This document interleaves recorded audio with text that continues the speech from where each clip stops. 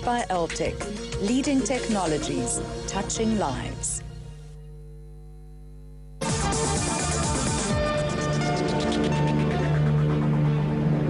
Well, commercial banks will soon be able to share information on a borrower's history with the aim of using such data to secure lending, reduce fraud and credit risk in the market. Under the Kenya Credit Sharing Information Initiative, the industry is setting up ways to speed up sharing of such information through credit referencing. I guess the importance of this on the continent is really being highlighted by the recent unraveling of the banking sector over in Nigeria, with the Central Bank of Nigeria wrapping bank executives over the knuckles for reckless borrowing and honing in on defaulting clients at the same time. Joining us live from our studios over in Nairobi, Kenya, is Jared Gitenga. He's the project manager of the Credit Information Sharing Initiative. Jared, thanks so much for joining us this afternoon. Well, you're leading this initiative that's been put forward by the Central Bank of Kenya and the Bankers Association. It aims to temper risk in the credit market. Give us some details surrounding this initiative and how you actually see this proceeding along.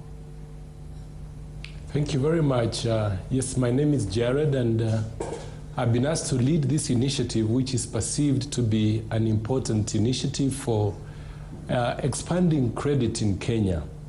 One of the key concerns that the banking sector has had over time has been that the banks do not have access to the information that helps them to properly assess the risks of the borrowers that approach them. We have also had a problem in Kenya where serial defaulters move from one bank to another, creating bad loans, and banks are not able to determine who has borrowed where because of the confidentiality of information that they subscribe to.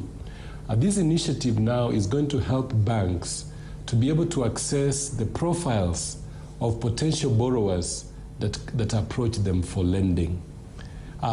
Some of the features of this is that good borrowers will have the information collated as well as bad borrowers. This information will be available to commercial banks, so that whenever somebody approaches them for a bank, they are able to reach out for this information, buy it at a small fee, and then they'll be able to assess the risks much better. Well, what kind of time frame are we looking at before we see a system like this fully in effect, and for the system to actually be acting out full force? We have been given a 2-year time frame. These 2 years will enable us to have the central bank license the bureaus, because we have asked that the central bank should take responsibility for the credibility of this information to be widespread. The central bank is going to take the responsibility for licensing the bureaus. We are also given a time frame to be able to ensure that the structures within the lenders are in place so that there can be timely relay of information. Besides, we require time to be able to verify the data that is being given to the bureaus.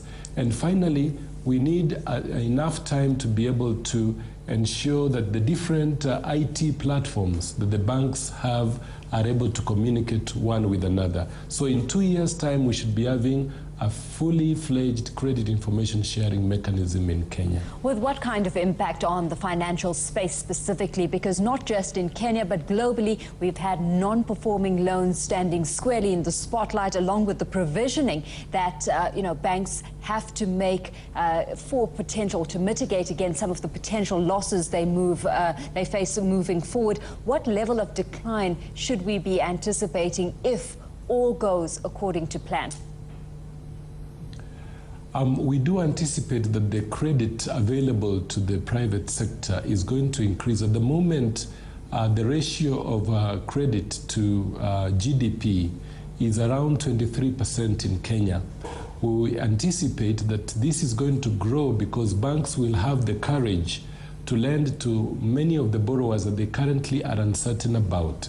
The other thing is that with the non-performing loans ratio being pretty high at the moment, we anticipate that this is going to diminish because banks are going to be able to shun the non-performing debtors who at the moment are able to move from one bank to another, increasing the non-performing loan ratio. Finally, we anticipate that good borrowers are going to have the courage to approach banks and to negotiate favorable terms because of the fact that they are able to present, rather than the land or any other collateral that banks may wish and they don't have, they are going to present this kind of collateral in the form of information about their good performance. What impact in turn then do you see this having on growth, where we've already seen the Central Bank of Kenya encouraging banks to lend more, and we've seen the bank lowering their own interest rates in tandem with this, this request to banks? Do you see this actually stimulating